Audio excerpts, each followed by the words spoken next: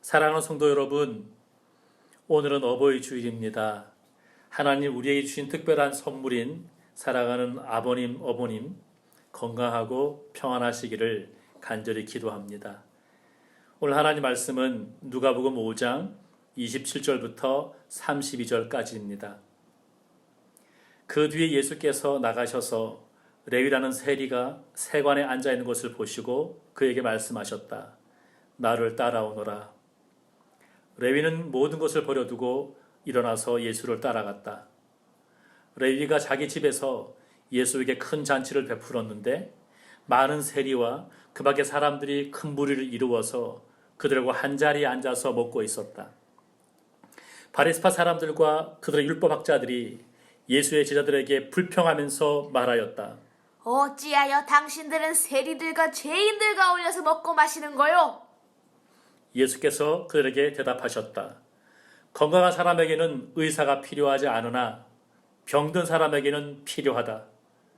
나는 의인을 부르러 온 것이 아니라 죄인을 불러서 회개시키러 왔다. 이것은 살아계신 하나님의 말씀입니다. 아멘. 오늘 본문은 예수님께서 마태를 제자로 부르신 이야기입니다. 예수님께서 마태를 제자로 부르신 이야기는 마태복음 9장, 마가복음 2장, 누가복음 5장에 모두 기록되어 있습니다. 마태가 예수님 만난 사건이 그만큼 중요하기 때문입니다. 예수님께서 마태를 제자로 부르신 이야기에서 한 가지 특이한 점은 복음서를 기록한 사람들이 마태를 소개하는 내용이 다르다는 것입니다. 마태는 본인이 예수님 만났던 이야기를 마태복음에 기록하면서 자신을 마태라는 사람이라고 소개합니다.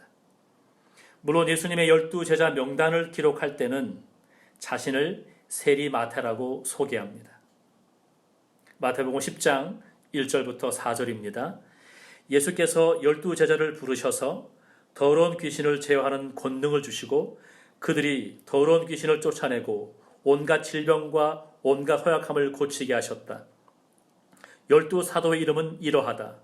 첫째로 베드로라고 부르는 시몬과 그의 동생 안드레와 세베대의 아들 야고보와 그의 동생 요한과 빌립과 바돌로메와 도마와 세리 마테와 알페오의 아들 야고보와 다데오와 열혈당원 시몬과 예수를 넘겨준 가롯 사람 유다이다. 마가는 예수님을 만난 세리 마테 이야기를 기록하면서 알페오의 아들 레위라고 소개합니다. 마가는 예수님 만난 마태 이야기를 기록할 때 마태가 세리였다는 것과 그의 이름이 마태라는 것을 기록하지 않습니다.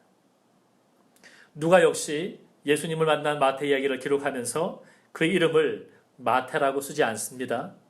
대신 누가는 그를 레위 사람, 레위라는 세리라고 소개합니다. 마태, 마가, 누가복음에 나오는 이야기를 종합해보면 예수님 만난 사람은 마태입니다. 마태라는 이름의 뜻은 하나님의 선물입니다. 예수님을 만난 마태는 알페오의 아들이었습니다. 마태의 아버지가 알페오란 말입니다. 그런데 마태의 아버지 알페오가 어떤 사람인지 알 수 없습니다. 단지 알 수 있는 것은 마태의 아버지 알페오의 이름의 뜻이 지도자라는 것입니다. 마가와 누가는 복음서를 기록하면서 예수님을 만난 세리 마태의 이름을 레위라고 기록했습니다. 레위라는 이름의 뜻은 연합, 유니티입니다. 레위라는 이름을 통해서 우리는 마태가 이스라엘 12지파 중에 레위 지파 출신이라는 것을 알 수 있습니다. 레위 지파는 이스라엘 12지파를 대표해서 하나님을 예배하는 일을 했습니다. 우리가 잘 아는 모세와 아론이 바로 레위 지파 출신입니다. 아론을 시작으로 해서 모든 대제사장들은 레위 지파에서 나왔습니다. 레위 지파는 12지파 중에서 특별한 지파였습니다. 마태는 하나님의 선물입니다. 마태는 지도자, 즉 알페오의 아들로 태어났습니다. 마태는 하나님께 예배드리는 것을 직접 진행하거나 돕는 레위 지파 출신이었습니다.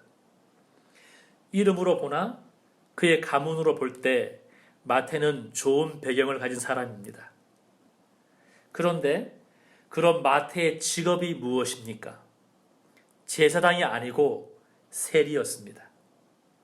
예수님을 만났을 때 마태의 직업은 세리였습니다. 예수님께서 마태를 만난 장소는 고기를 잡는 바닷가가 아니라 세관이었습니다. 마태는 요즘 말로 세무 공무원이었습니다. 당시 세리는 사람들이 부러워하기는커녕 사람들에게 온갖 욕을 다 얻어먹던 직업이었습니다. 세리는 자기 나라 사람들뿐만 아니라 가까운 이웃 사람들에게도 철저하게 외면당한 사람들이었습니다. 왜냐하면 세리들은 로마 제국 편에 서서 이스라엘 백성들의 피를 빨아먹는 매국노였기 때문입니다. 이스라엘을 정복했던 로마 제국은 이스라엘 사람들에게 여러 가지 종류의 세금을 거두었습니다. 조세, 관세, 인두세, 토지세, 악명도 받던 통행세, 시장세, 물품세 등등. 당시 세무 공무원들은 로마 총독의 위임을 받아 세금을 징수했습니다. 그들은 로마 총독에게 잘 보이고 자신의 호주머니를 채우려고 온갖 방법으로 많은 세금을 거두었습니다. 예수님 당시 세금을 거두는 사람들은 두 종류였습니다. 정부 소속의 세금 징수원과 개인에게 소속된 세리들이었습니다.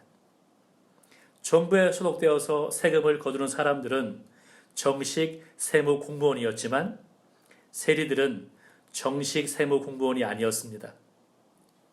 정식 세무 공무원들은 나라가 정해주는 세금을 거두면 되고 그렇게 받은 세금의 일부를 월급으로 받았습니다. 하지만 세리들은 정부 소속이 아니라 세관장 개인에게 소속된 부하 직원들이었습니다.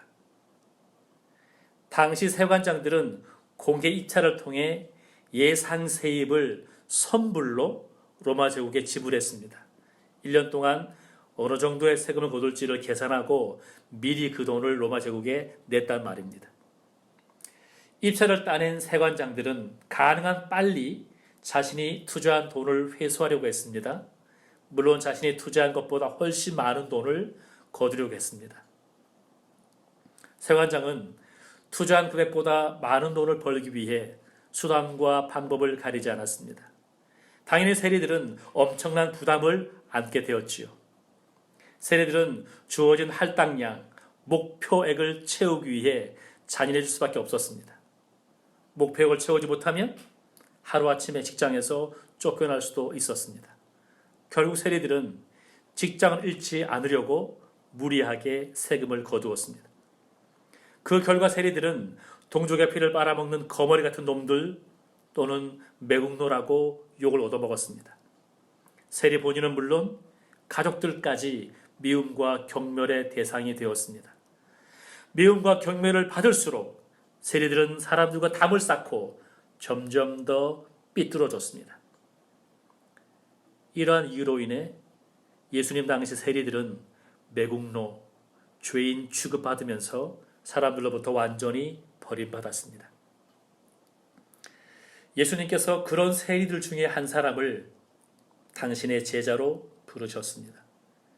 오늘 이야기는 예수님께서 세리 마태를 제자로 부르신 내용입니다. 세리 마태가 예수님을 찾아온 게 아닙니다. 예수님께서 세리 마태를 먼저 찾아가셨습니다. 예수님께서 마태가 일하고 있는 세관으로 가서 마태에게 나를 따라오라고 하셨습니다. 그게 오늘 이야기의 시작입니다. 누가는 마태를 레위라 하는 세리라고 소개합니다. 레위는 야곱의 12아들 중에서 세 번째 아들입니다. 레위의 뜻은 연합, 유니티입니다. 마태는 이스라엘 12지파 중에 레위 지파 출신이었습니다. 마태는 하나님을 예배하는 일을 하던 레위 지파 출신이었습니다. 마태는 좋은 가문에서 태어났습니다.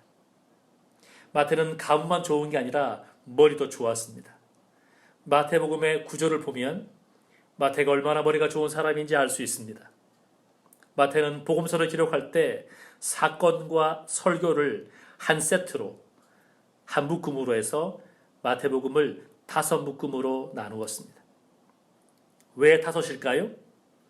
유대인들이 모세오경을 중요하게 생각해서 마태는 그 유대인들을 위해서 이런 구조로 복음서를 기록했습니다. 예수님을 만난 마태 이야기를 묵상하면서 질문이 하나 생겼습니다. 그 질문은 마태는 모세와 아론처럼 레위지파 출신인데 왜 세리가 되었을까 하는 것이었습니다. 레위지파는 하나님을 예배하는 일을 도맡아 하는 지파입니다. 제사장이 아니어도 레위지파는 예루살렘 성전에 예배하러 온 사람들을 섬기는 일을 하는 귀한 사람들이었습니다. 그런데 왜 마태는 레위지파 출신인데 동족의 피를 빨아먹는다고 욕을 얻어먹는 세리가 되었을까요?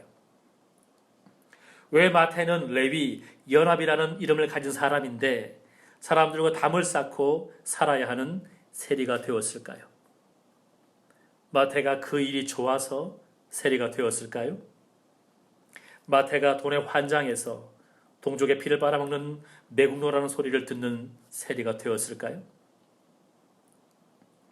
먼저 만약 마태가 그 직업이 좋아서 세리가 되었다면 예수님께서 불러도 따라가지 않았을 것입니다. 내가 좋아서 선택한 직장이라면 쉽게 그 일을 포기할 수 없기 때문입니다. 아무리 예수님께서 세관까지 찾아와서 나를 따라오라고 해도 세리라는 직업이 내가 좋아서 선택한 일이라면 쉽게 그 일을 버리고 따라갈 수 없습니다. 하지만 마태는 예수님을 따라갔습니다. 마태는 모든 것을 버리고 일어나서 예수님을 따라갔습니다. 마태가 모든 것을 버리고 예수님을 따라갔던 이유는 무엇입니까? 마태가 믿음이 좋아서 예수님의 부르심에 순종했을까요? 그것도 맞는 말이지만 다른 이유가 있습니다. 그건 마태가 좋아서 세리가 된 게 아니었기 때문입니다. 레위지파 출신인 마태가 다른 레위 사람들처럼 성전에서 일하지 않은 무슨 이유, 사연이 있었을지도 모릅니다. 마태 이름이 연합이라는 뜻의 레위인데 왕따를 당하면서 사람들과 담을 쌓고 고립되어 지낼 수밖에 없는 이유가 있었을지도 모릅니다. 두 번째로 마태가 돈에 환장해서 세리가 되었다면 돈 되는 그 좋은 일을 그렇게 쉽게 버리고 예수님을 따라가지 않았을 것입니다. 당시 쇠가는 황금알을 낳아주는 거위와도 같은 직장이었습니다. 머리가 좋은 마태가 그 사실을 모를 리가 없습니다. 마태가 돈에 환장했다면, 부자가 되고 싶었다면 그 직장을 절대 포기하지 않았을 것입니다. 하지만 마태는 그 좋은 직장을 포기하고 예수님을 따라갔습니다. 마태가 그 모든 것을 버리고 예수님을 따라갈 수 있었던 이유는 무엇입니까? 마태가 믿음이 좋아서 그런 결정을 했을까요? 그것도 맞는 말이지만 다른 이유가 있습니다. 마태가 돈에 환장해서 매국노 소리 들을 것을 알면서도 세리라는 직업을 선택한 게 아니었기 때문입니다. 마태가 좋아서 세리가 된 게 아닙니다. 시대 상황이 마태를 그 속으로 몰아간 것입니다. 마태는 힘없는 나라 백성으로 태어났습니다. 로마 제국에게 나라를 빼앗기고 로마의 지배를 받아야만 했습니다. 마태는 성전에서 봉사할 레위지파 출신이었지만 성전에서 일할 수가 없었습니다. 남들보다 머리가 좋다는 이유로 마태에게 맡겨준 일이 세리입니다. 마태는 세관에서 근무하는 로마 제국의 세무 공무원이 되었습니다. 힘이 없어서 나라를 빼앗긴 것만으로도 억울하고 분합니다. 마태가 로마 제국을 위해서 일하는 게 기뻤을까요?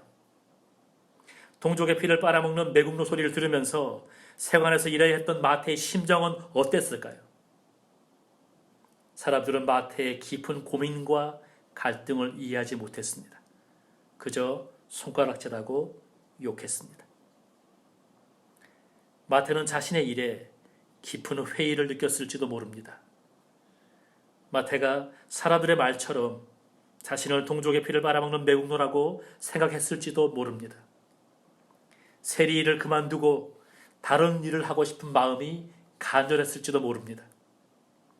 더 이상 동족의 피를 빨아먹는 매국노, 거머리 같은 놈이라고 하는 욕을 들어먹지 않고 하나님의 선물, 연합이라는 이름값을 하면서 살고 싶었을지도 모릅니다. 누구보다 마태 본인이 자신의 문제를 잘 알고 있었습니다. 지금 변화가 필요한 때라는 것을 잘 알고 있었습니다. 본인도 이렇게 계속 살면 안 된다는 것을 알고 있었습니다. 변화가 필요하고 새롭게 달라져야 한다는 것을 알고 있었지만 솔직히 내 힘으로 할 수가 없었습니다. 이러지도 못하고 저러지도 못한 채 마태는 무거운 마음을 안고 세관에 앉아 있었습니다.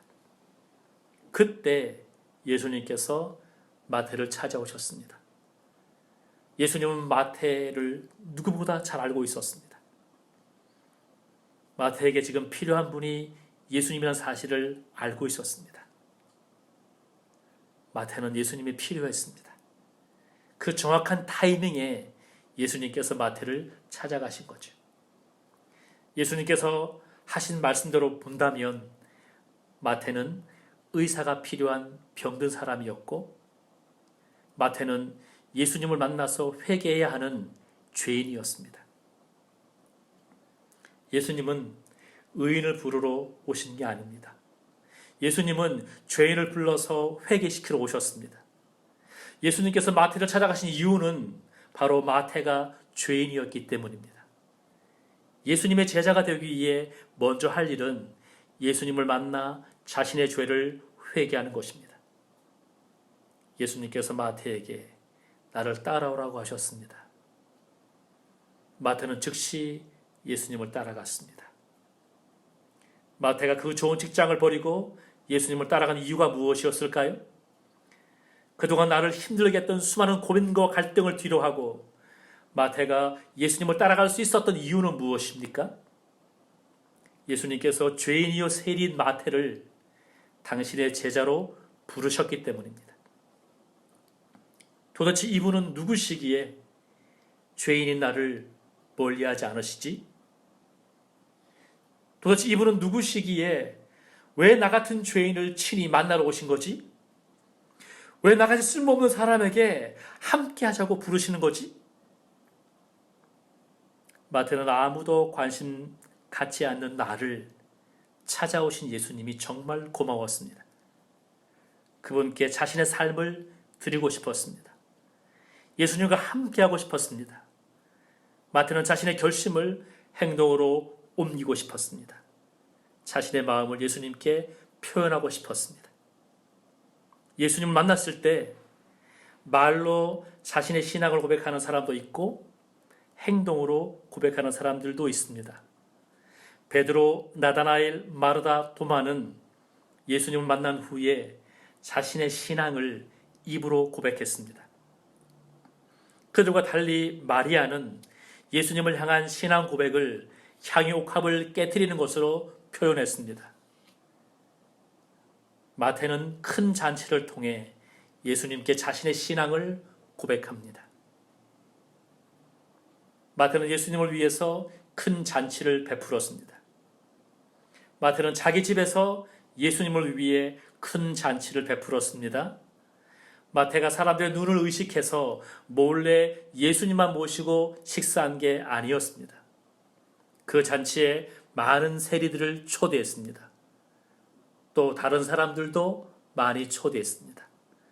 마태가 그 자리에 초대한 다른 사람들은 죄인들이었습니다. 누가복음 5장 30절입니다. 바리새파 사람들과 그들의 율법학자들이 예수의 제자들에게 불평하면서 말하였다. 어찌하여 당신들은 세리들과 죄인들과 어울려서 먹고 마시는 거요? 이 말 속에 마태가 준비한 그 잔치 자리에 세리들과 죄인들이 많이 있었다는 사실을 알 수 있습니다. 마태는 예수님을 위해 마련한 큰 잔치에 많은 죄인들과 세리들을 초청했습니다. 그 자리에 바리새인들과 율법학자들도 함께 있었습니다. 바리새인들과 율법학자들은 세리들과 죄인들과 함께 식사하는 예수님과 제자들을 이해할 수 없었습니다. 바리새인들과 서기관들, 율법학자들은 세리들과 죄인들은 거룩하지 않은 사람들이라고 생각했기 때문입니다. 유대인들은 사람, 시간, 공간을 거룩한 것부터 추한 것, 즉 더러운 것까지 단계별로 구분했습니다. 그들의 분류 기준에 따르면 사람은 거룩한 쪽에서부터 시작하면 종교 지도자, 귀족, 평민, 종, 고아, 과부, 병자, 세리와 죄인 순서로 구분했습니다. 즉 세리와 죄인이 가장 추하고 가장 더럽다고 분류했습니다. 시간은 안식일과 다른 날을 구분해서 안식일을 거룩하게 지켰습니다. 공간, 장소는 예루살렘이 가장 거룩하고요. 그리고는 성전, 회당, 집, 무덤으로 구분했습니다. 이 기준으로 볼 때 바리새인들과 서기관들은 거룩한 사람들이었지요. 그들의 눈으로 볼 때 세리들과 죄인들은 거룩함과 가장 거리가 먼 사람들이었습니다. 바리새인과 율법학자들의 눈에 세리들과 죄인들은 전혀 거룩하지 않았습니다. 그래서 예수님께서 그런 죄인들과 함께 앉아 식사하는 것을 비난한 것입니다. 예수님께서 왜 세리 마태를 당신의 제자로 부르셨을까요? 예수님께서 왜 사람들이 매국노라고 손가락질하는 세리 마태의 집에 가셨을까요? 예수님은 왜 마태의 집에서 세리들과 죄인들과 함께 식사하셨을까요? 이렇게 하시면 예수님께서 아주 많이 곤란해지신다는 것을 모르셨을까요? 바리새인들과 율법학자들이 가만히 있지 않았을 텐데 말입니다. 예수님께서 세리를 제자로 부르시고 세리 마태 집에 가서 많은 세리들과 죄인들과 함께 식사하신 이유가 무엇입니까? 예수님은 사람에 대한 잘못된 기준을 바꾸시려고 세리를 제자로 부르셨고 그 세리의 집에 가서 세리들과 죄인들과 함께 식사하셨습니다. 사람 위에 사람 없고 사람 밑에 사람 없기 때문입니다. 하나님 앞에 사람은 누구나 다 소중하기 때문입니다. 온 세상이 아름다운 꽃으로 만발한 봄날입니다. 해마다 이맘때면 부모님의 가슴에 빨간 카네이션을 달아드립니다. 부모님을 향한 자식의 마음은 변함이 없는데 카네이션은 금방 시들어 버립니다. 아무리 아름다운 꽃도 곧 시듭니다. 싱그러운 봄꽃들도 계절이 바뀌면 자취를 감추고 맙니다. 그래서 나온 말이 있습니다. 사람이 꽃보다 아름다워. 예수님은 죄인들을 불러 구원하시기 위해 이 땅에 오셨습니다. 십자가에 못 박혀 죽을 것을 아시면서 예수님께서 이 세상에 오신 이유는 사람이 꽃보다 아름답다고 생각하셨기 때문입니다. 예수님께서 사람을 그렇게 소중하게 여기셨기 때문에 사람의 모습으로 이 세상에 오신 것입니다. 그리고 예수님께서 사람을 위해서 십자가에 못 박혀 죽으셨습니다. 바리새인들과 율법학자들은 마태를 죄인, 세리로 봤지만 예수님은 마태를 하나님의 선물로 보셨습니다. 사람들은 마태를 동족의 피를 빨아먹는 매국노로 보았지만 예수님은 마태를 연합하는 일을 할 사람으로 보셨습니다. 예수님은 세리 마태를 꽃보다 아름다운 사람으로 보셨습니다. 그리고 마태는 꽃보다 아름다운 사람으로 살았습니다. 마태는 예수님을 위해서 자기 집에서 큰 잔치를 베풀었습니다. 마태는 그 자리에 세리들과 죄인들을 초대합니다. 마태가 세리들과 죄인들을 그 자리에 초대한 이유는 무엇입니까? 마태가 그동안 세리들과 죄인들과 잘 지냈기 때문에 초대했을까요? 친구기 때문에? 아닙니다.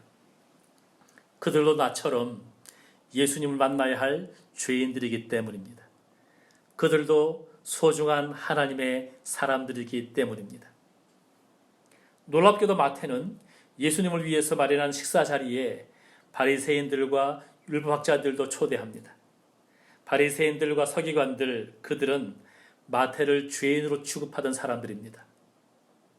그동안 마태는 유대인이지만 유대인들과 연합하지 못했습니다. 담을 쌓고 살았습니다. 마태는 예수님 만난 후 그 깨어진 관계를 회복하려고 합니다. 예수님을 만난 후 마태는 자신의 이름처럼 연합하는 삶을 살아갑니다. 마태가 복음서를 기록했습니다. 마태는 누구를 위해서 복음서를 기록했을까요? 마태가 그동안 가장 친하게 지냈던 세리와 죄인들을 위해서 복음서를 기록했을까요? 아닙니다. 소외된 사람들, 이방인들, 죄인들, 세리들, 이런 아웃사이더들을 위해서 복음서 기록한 사람은 마태가 아니고 누가입니다. 마태는 자기를 매국노라고 손가락질하던 유대인들을 위해서 복음서를 기록했습니다. 마태는 유대인들에게 예수님을 소개하고 싶어서 복음서를 기록했습니다. 그게 마태복음입니다. 마태는 자신의 이름처럼 살았습니다.